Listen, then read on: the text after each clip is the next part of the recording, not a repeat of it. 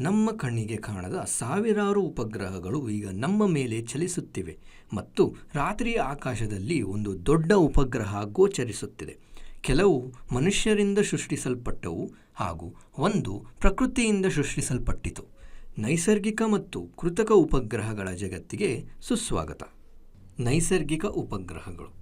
ನೈಸರ್ಗಿಕ ಉಪಗ್ರಹ ಅಥವಾ ಚಂದ್ರ ಎಂದರೆ ಅಂತರಿಕ್ಷದಲ್ಲಿ ಗ್ರಹಗಳಂತಹ ದೊಡ್ಡದಾದ ಕಾಯಗಳ ಸುತ್ತಲೂ ಚಲಿಸುವ ಯಾವುದೇ ಆಕಾಶ ಕಾಯ.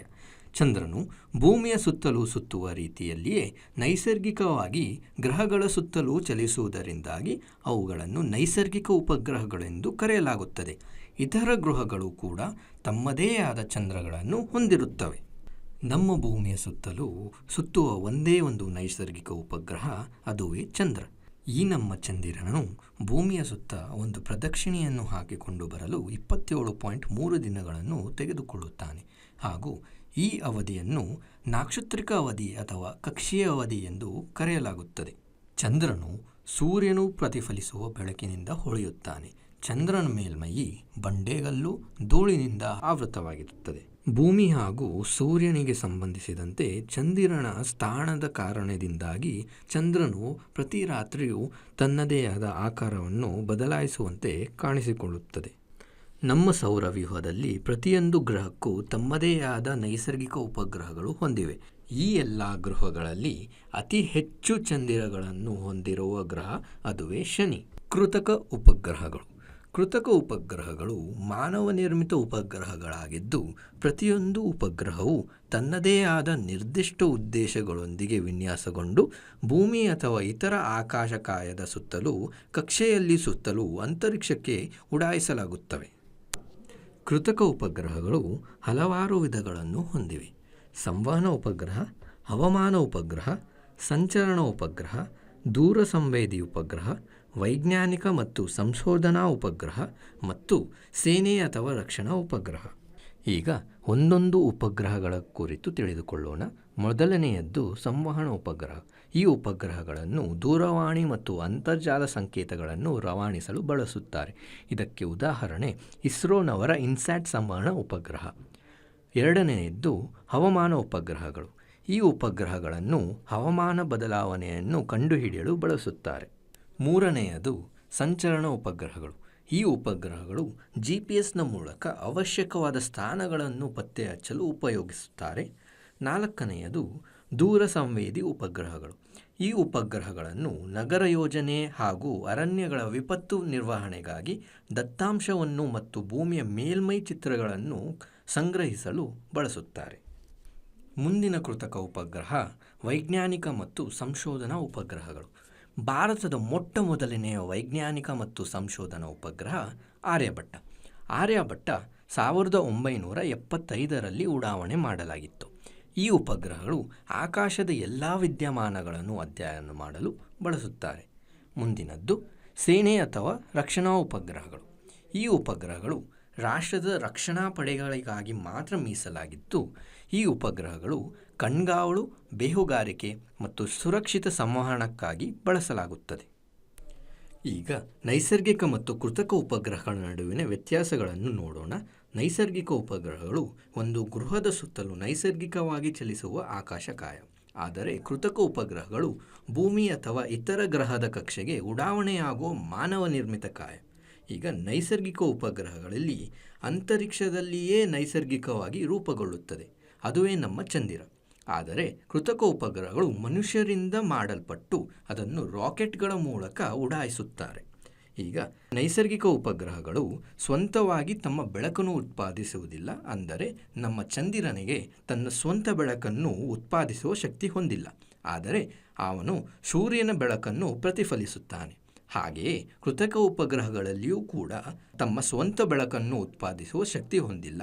ಆದರೆ ವಿದ್ಯುತ್ತನ್ನು ಬಳಸಿಕೊಂಡು ಸೌರಫಲಕಗಳನ್ನು ಅಥವಾ ಬ್ಯಾಟರಿಗಳ ಮೂಲಕ ಚಲಿಸುತ್ತವೆ. ನೈಸರ್ಗಿಕ ಉಪಗ್ರಹಗಳು ಗುರುತ್ವಾಕರ್ಷಣದ ಕಾರಣದಿಂದಾಗಿ ಅದರ ಗ್ರಹದ ಸುತ್ತಲೂ ಒಂದು ನೈಸರ್ಗಿಕ ಕಕ್ಷೆಯನ್ನು ಅನುಸರಿಸುತ್ತದೆ. ಆದರೆ ಕೃತಕ ಉಪಗ್ರಹಗಳು ಒಂದು ಉದ್ದೇಶಕ್ಕಾಗಿ ಒಂದು ನಿರ್ದಿಷ್ಟ ಕಕ್ಷೆಯಲ್ಲಿ ಇರಿಸಲಾಗುತ್ತದೆ.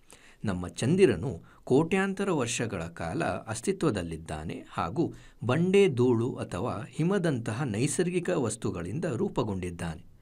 ಆದರೆ ಕೃತಕ ಉಪಗ್ರಹಗಳು ಸೀಮಿತ ಅವಧಿಗಳಿಗೆ ಮಾತ್ರ ಅಂತರಿಕ್ಷದಲ್ಲಿ ಇರುತ್ತವೆ, ಬಳಿಕ ಉರಿದು ಹೋಗುತ್ತವೆ ಅಥವಾ ಅಂತರಿಕ್ಷದಲ್ಲಿಯೇ ಕಸವಾಗಿ ಉಳಿದುಕೊಳ್ಳುತ್ತವೆ. ಹಾಗೂ ಈ ಮಾನವ ನಿರ್ಮಿತ ಕೃತಕ ಉಪಗ್ರಹಗಳು ಲೋಹ, ಮಂಡಲ, ಆಂಟೆನಾಗಳು ಮತ್ತು ಸೌರ ಫಲಕಗಳಿಂದ ಮಾಡಲ್ಪಟ್ಟಿರುತ್ತವೆ. ಗ್ರಹಗಳು ಉಪಗ್ರಹಗಳಿಗಿಂತ ಹೇಗೆ ವಿಭಿನ್ನವಾಗಿವೆ ಎಂದು ನೋಡೋಣ. ಗ್ರಹಗಳು ಒಂದು ನಕ್ಷತ್ರದ ಸುತ್ತಲೂ ಪರಿಭ್ರಮಿಸುವ ದೊಡ್ಡದಾದ ಆಕಾಶಕಾಯ. ಆದರೆ ಉಪಗ್ರಹಗಳು ಗ್ರಹದ ಸುತ್ತಲೂ ಪರಿಭ್ರಮಿಸುವ ಆಕಾಶಕಾಯ. ಈಗ ಗ್ರಹಗಳು ಸೂರ್ಯನ ಕಕ್ಷೆಯಲ್ಲಿ ಸುತ್ತುತ್ತವೆ, ಆದರೆ ಉಪಗ್ರಹಗಳು ಗ್ರಹಗಳ ಕಕ್ಷೆಯಲ್ಲಿಯೇ ಸುತ್ತುತ್ತವೆ. ಗ್ರಹಗಳು ಸೂರ್ಯನ ಸುತ್ತಲೂ ನಿಗದಿತ ಕಕ್ಷೆಯಲ್ಲಿ ಚಲಿಸುತ್ತವೆ ಹಾಗೂ ಸಾಮಾನ್ಯವಾಗಿ ಗ್ರಹಗಳು ಉಪಗ್ರಹಗಳಿಗಿಂತ ದೊಡ್ಡದಾಗಿರುತ್ತವೆ. ಆದರೆ ಉಪಗ್ರಹಗಳು ತಮ್ಮ ಪೋಷಕ ಗ್ರಹದ ಸುತ್ತಲೂ ನಿಗದಿತ ಕಕ್ಷೆಗಳಲ್ಲಿ ಚಲಿಸುತ್ತವೆ ಹಾಗೂ ಸಾಮಾನ್ಯವಾಗಿ ಉಪಗ್ರಹಗಳು ತಮ್ಮ ಕಕ್ಷೆಯಲ್ಲಿ ಸುತ್ತುವ ಗ್ರಹಗಳಿಗಿಂತ ಚಿಕ್ಕದಾಗಿರುತ್ತವೆ.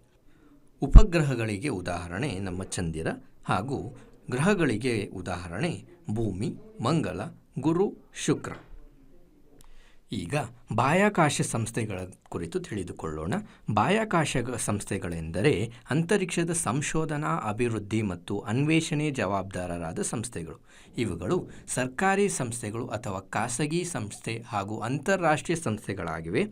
ಇಸ್ರೋ ಭಾರತೀಯ ಬಾಹ್ಯಾಕಾಶ ಸಂಶೋಧನಾ ಸಂಸ್ಥೆ, ಇಂಡಿಯನ್ ಸ್ಪೇಸ್ ರಿಸರ್ಚ್ ಆರ್ಗನೈಸೇಷನ್ 1969ರಲ್ಲಿ ಪ್ರಾರಂಭವಾದ ಈ ಸಂಸ್ಥೆ ಭಾರತದ ಬಾಹ್ಯಾಕಾಶ ಸಂಸ್ಥೆಯಾಗಿದೆ.